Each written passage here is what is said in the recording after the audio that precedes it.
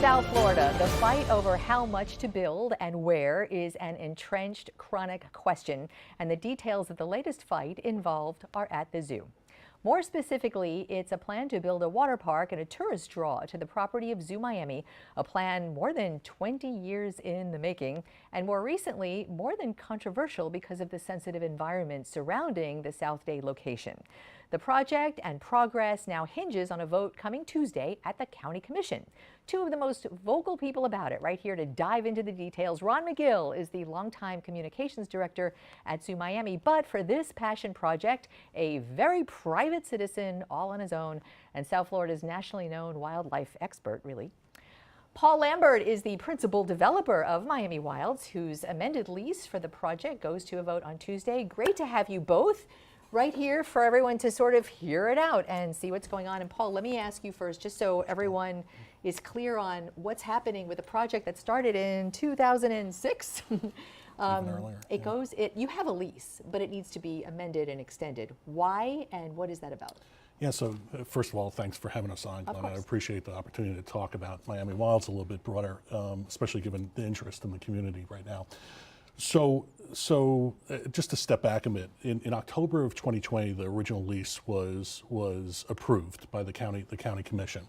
And then it took 20 months between that time for the county and the federal government to do something called a release of deed restriction that they felt that they needed in order to get the lease finalized. Who owns what? Allowing the county to move forward and sign in our lease. So that was a requirement that the county felt that they needed in order to sign the lease. So 20 months from October. So finally, October 2020. So finally, in June, late June of 2022, the mayor is able to sign the lease, and she signs the lease. And within several months after that, there's a notification from some environmental groups saying, "Hey, federal government, you didn't do your due diligence right." And that's the lawsuit. That's right, and that's what the lawsuit's about. So, and what it refers to specifically is something called a Section 7 review under the Endangered Species Act. And they said the federal government didn't do the lawsuit, and the federal government and the county then admit that even after that 20-month period, they didn't get it right. That they needed to change it. What a perfect jumping off point for the person who is going to be talking about the endangered species there, if there are any, and I know that's kind of competing sciences that I've read, maybe you can clear that up, but this project is in the parking lot. So why is the environmentally sensitive surrounding areas important to you and to this project? Well, first of all, it has been proven there are endangered species there. Several of them were discovered after 2006, after that vote was made. So this time, there's things changing. 17 years have gone by. Yeah. And let me make this clear. I voted for the water park when it came out. I was part of that group that called people, said, vote for this is good for us. All the research that's happened in those last 17 years have told us, oh my gosh, we have animals that depend on this. Now, the narrative has been from the developer that says, this is simply a parking lot. We're not building in the forest. We're not cutting the forest. We're not hurting the forest. That's true. They're not cutting in the forest. They're not hurting the forest. But the parking lot is a parking lot by day. At night is a critical foraging area for endangered species. That's where they come to feed. Wait, where do they feed in the parking lot? They feed over the parking lot. They're feeding over the insects in the parking lot. That whole area is okay. And the analogy I like to use is that, you know what? Yes, you can protect my house. Okay, the forest is a house. We're not going to hurt my house. However, if you eliminate my ability to go to Publix to get food to bring back to my family, I've got two choices: either move or to die. So that's a compelling argument if you are really into these endangered species and the protection, which everyone kind of should be, and I'm sure you are too. Sure. So when you hear that argument, it's not the parking lot, it's the feeding airspace. How do you mitigate that in these plans? Right, so there's a couple of things. First of all, we're talking about something called the Florida bonneted bat is what Ron's referring to. Do we have a picture of the bonneted bat we can put up? So they're kind of cute. Yeah, they're a very rare bat and pretty amazing creatures in a lot of ways. The bat was listed. So we talked about, hey, we knew something before. We didn't know something before that we know now. Actually, the bat was listed as endangered species in 2013. So it's 10 years now that this bat has been listed. Everything with Miami Wilds has transpired after that. So it's not as if this information wasn't known as this project was being developed.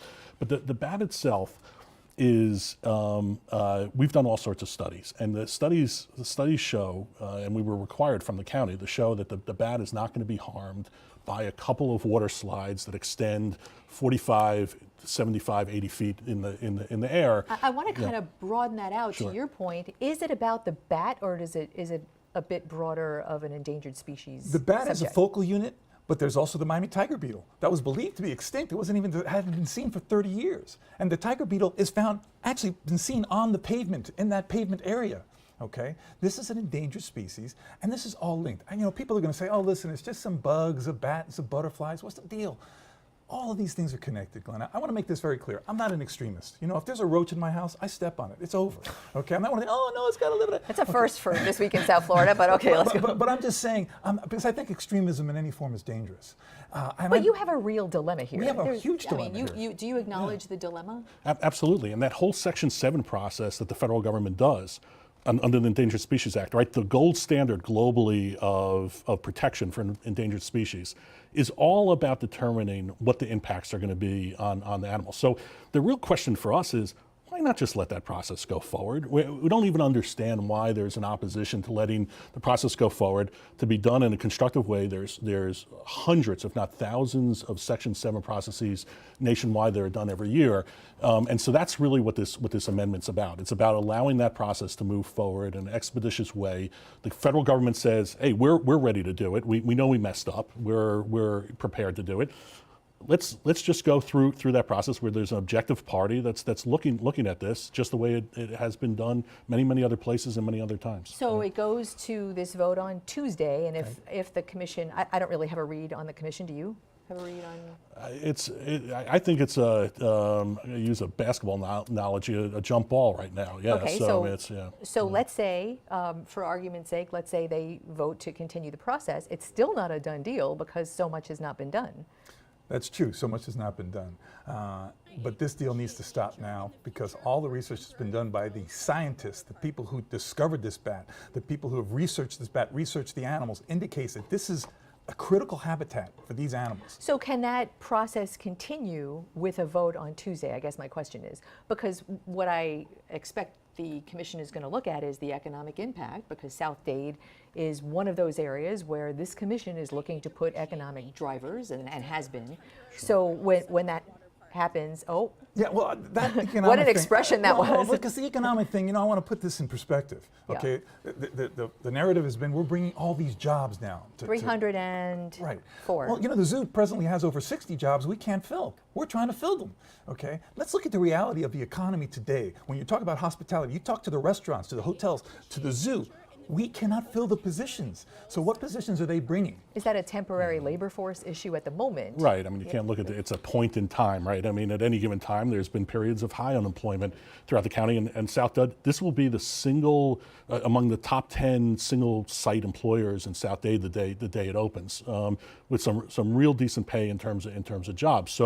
So it is something that South Dade's been looking for. The reason it's been planned for 27 years from the county is as a result of the job creation.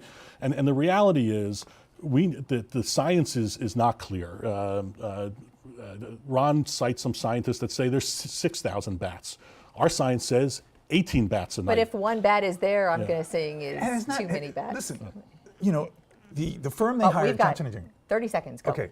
The fact of the matter is, the scientists who dedicate their life to this, they've got no money in this game. The people who have given their life to protect these animals. There's an old saying that says, we've not inherited this earth from our parents, we are borrowing it from our children. Yeah. So Tuesday, you'll both be there at the commission. We will. We will have a crew there at the commission. It is a really great debate, and I hope you'll be back to explain more. Thank you. Appreciate the time. Thank you. Thank you very much. Thank you as well.